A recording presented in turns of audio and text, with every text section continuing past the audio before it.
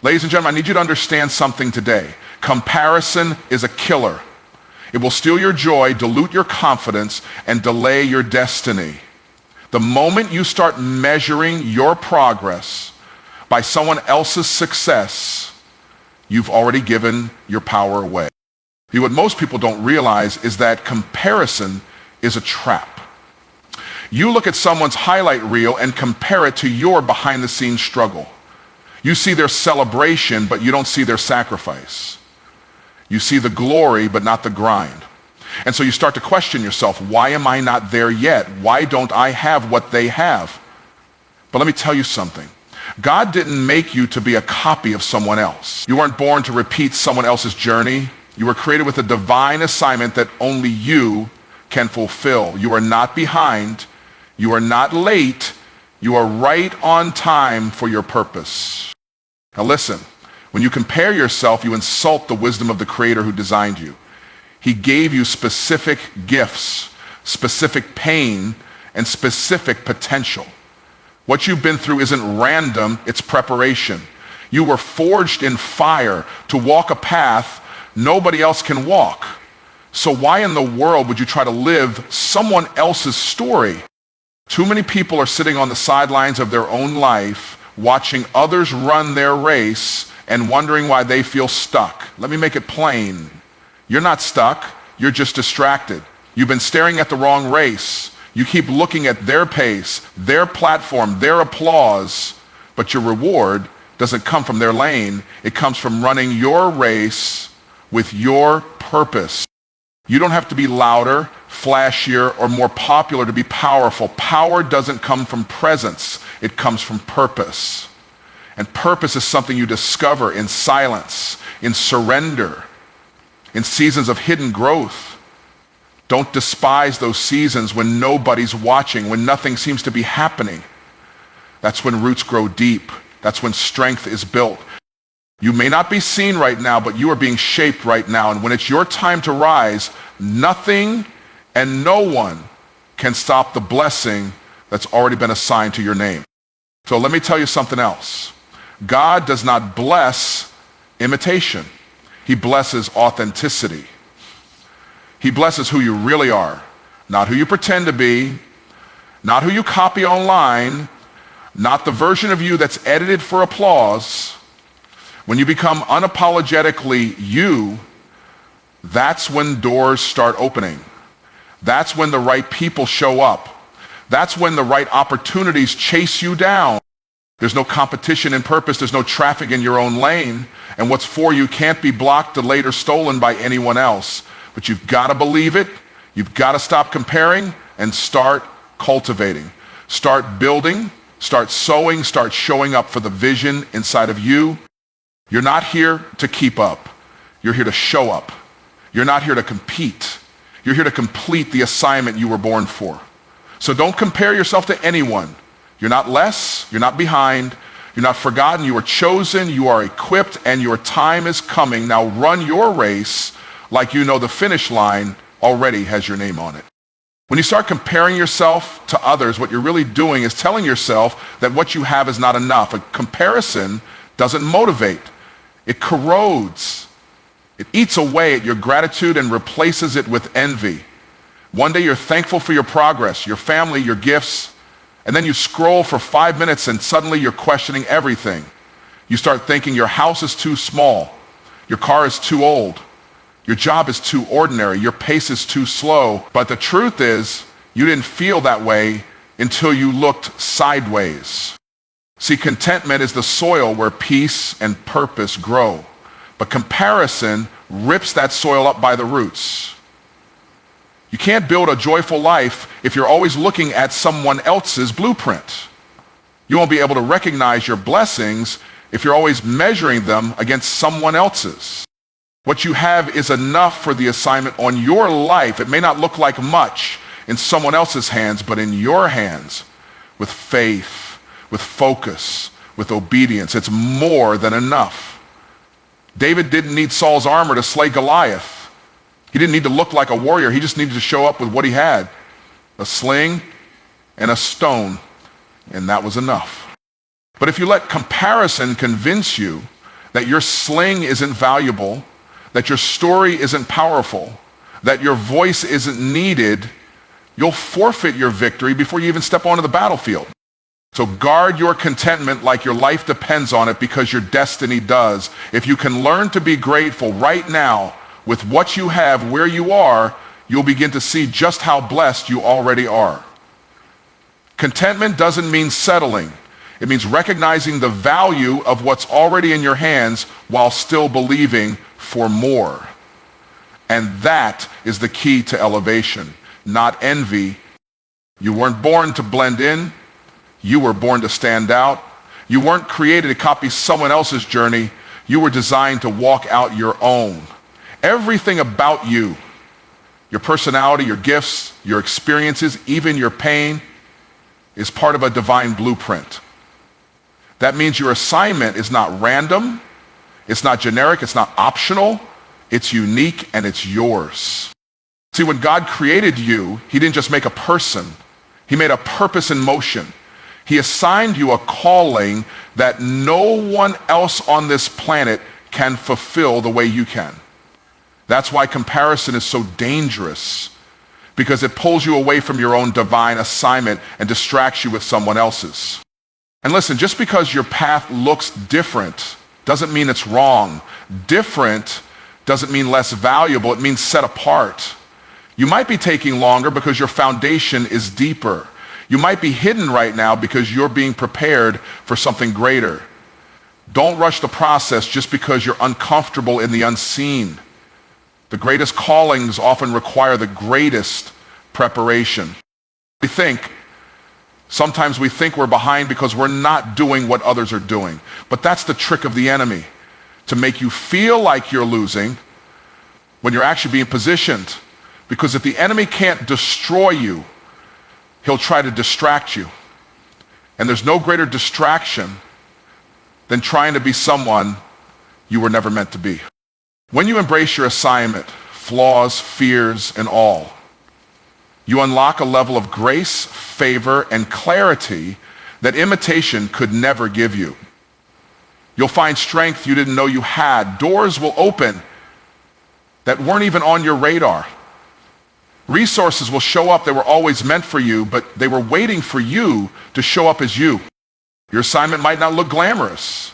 It might not come with a platform or a spotlight, but it will come with fulfillment, purpose, and peace, the kind of peace that only comes when you're walking in the lane God paved just for you.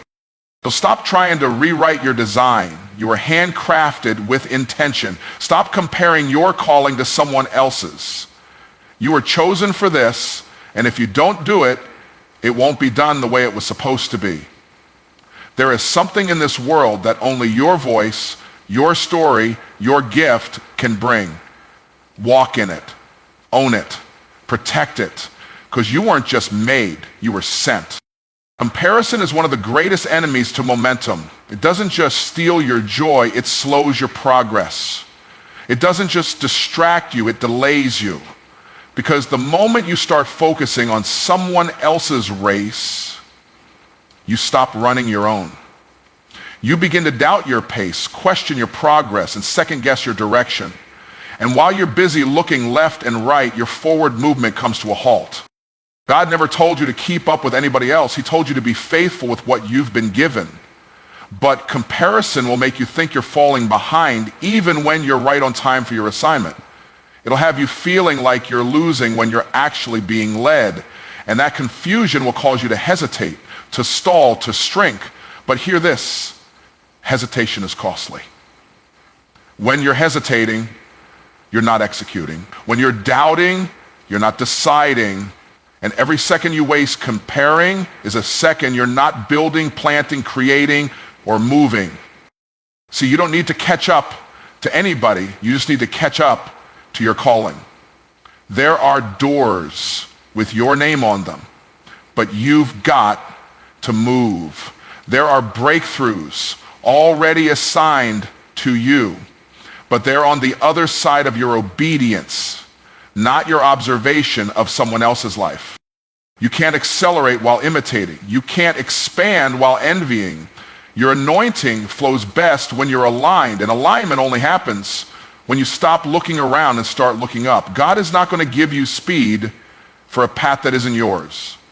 But the moment you lock in, the moment you say, I'm done watching, I'm done comparing, I'm ready to move in my own purpose, that's when ideas start flowing. That's when clarity comes. That's when opportunities chase you down. Not because you're competing, but because you're finally committed to your own lane. Let others inspire you, but don't let them distract you. Let them remind you what's possible, but don't let them make you forget what's promised to you. Because when you stay in your lane, grace follows, power flows, and what would have taken years, God can do in moments. Not because you moved faster, but because you finally moved faithfully. So stop watching, start walking. Your acceleration is waiting. Just because the world doesn't see you doesn't mean you're not valuable. Just because you're not trending, applauded, or celebrated right now doesn't mean you're not powerful. We live in a culture that equates visibility with worth. But in the kingdom, value is never determined by how many people are watching.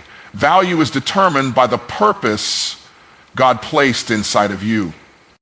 Some of the most important work happens in silence. The roots grow deep before the tree ever breaks the surface. The foundation gets laid before the building rises. But if you judge your worth by who's watching while you're building, you'll quit before the blessing ever shows up. You might be in a hidden season right now, a season where you feel overlooked, unseen, uncelebrated, and the temptation is to think that because you're not being noticed, you're not being useful. But don't confuse hiddenness with insignificance. God hides what he values. He conceals greatness, not to punish it, but to prepare it. Think about it. Seeds carry the potential for forests, but they're planted underground first. No light, no audience, just pressure, time, and process. But once that seed breaks through, no one questions its purpose. Your season in the dark is not punishment, it's preparation. And if you walk through it with faith and obedience, you will come out stronger, clearer, and more aligned than ever before. You don't need a stage to be significant. You don't need a spotlight to have impact. You don't need followers to be faithful. There are people living loud lives with no real purpose, and there are others changing generations quietly behind the scenes out of the spotlight, simply because they stayed obedient. So stop chasing attention and start cultivating assignment. Stop measuring yourself by external validation and start asking yourself, am I being faithful where I am? Because the truth is, elevation comes after obedience, not after applause. The world might not see you now, but God sees you. Heaven knows your name. And when the time is right, the right people will find you, the right doors will open, the right opportunities will align. But first, you must master the season where no one's clapping, no one's watching, and no one's cheering. Because that's where the real growth happens. You are not invisible. You are being intentionally hidden for the right moment. And when that moment comes, you'll be ready. God didn't create you to be a replica. He created you to be a revelation of his unique design. The power of your life isn't found in your ability to copy someone else. It's found in your courage to be exactly who he called you to be. Authenticity is your anointing. And when you trade that for imitation, you disconnect from the flow of blessing that was meant for you. Too many people are out here trying to be versions of someone else, copying their words, their walk, their image, their calling. But you can't access heaven's provision for a life that doesn't belong to you. God won't anoint who you're pretending to be. He only blesses the real you. The raw, imperfect, growing, learning you. We imitate because we think it's safer. Because it's easier to mimic what's already accepted than to stand boldly in what hasn't been seen yet. But let me tell you something. What makes you different is what makes you dangerous to the enemy.